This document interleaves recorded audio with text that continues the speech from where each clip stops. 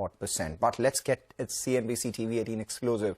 And this one comes in all the way from Davos. CNBC TV18, Shireen Bhan spoke to Anish Shah, who's the MD and CEO of Mahindra Group at the World Economic Forum's Davos Summit. She began by asking him about whether they are planning to bring in investors in sectors where they're anticipating any headroom in growth. Listen in.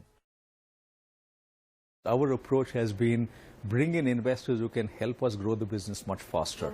And we may not look at a new set of investors coming unless there is someone who can really help us. We've got a good set of marquee investors now, and they're keen to do a lot more with us. So the investors that have invested in the EV business, for instance, could potentially invest in some of the other growth could potentially invest in other areas as well. And they are keen to look at what else we're doing to be able to partner with us in multiple areas.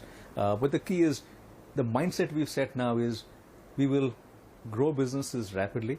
We will make sure they've got a strong right to win and bring in investors who can help us further progress in that business much faster. So is that likely to be something that gets done in 2024, bringing investors on board for some of these growth businesses? This will happen from bilateral conversations.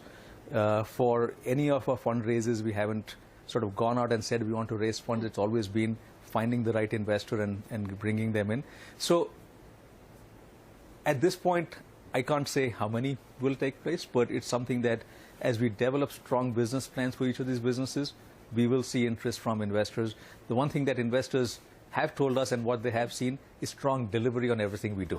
So as we continue doing that, we will continue to have high demand from them. You know, when you spoke about the right to win, you said like the last few years have really been about the cleanup, and you believe that that process is now over and done with, and now it is about growth and stepping up on growth.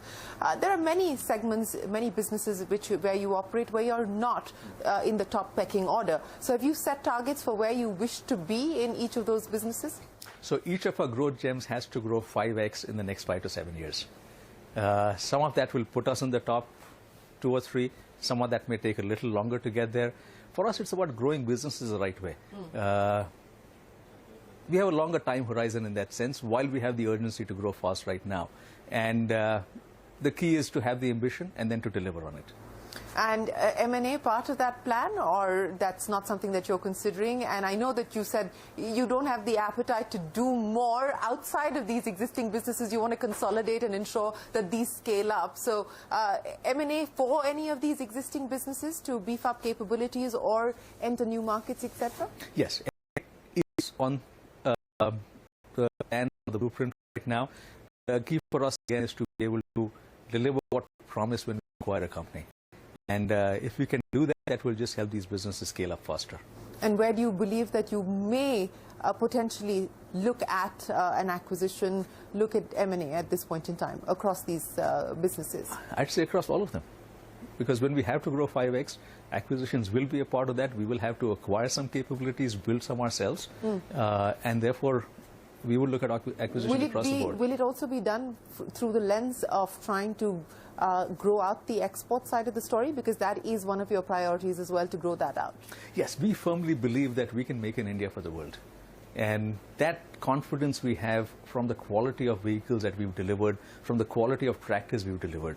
We're beating all the global majors in India on our vehicles. In tractors, we're beating global majors often in their markets as well. So therefore, for both of these product sets, we feel that there's a strong right to win globally.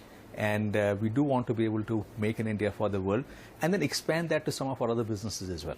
So you enter 2024 feeling confident of being able to achieve the targets that you've set out?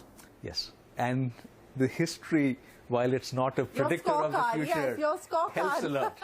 Your scorecard, which we've just gone over on CNBC TV18, does reflect that you have been able to deliver on the past promises. The hope is that the future targets will also be achieved.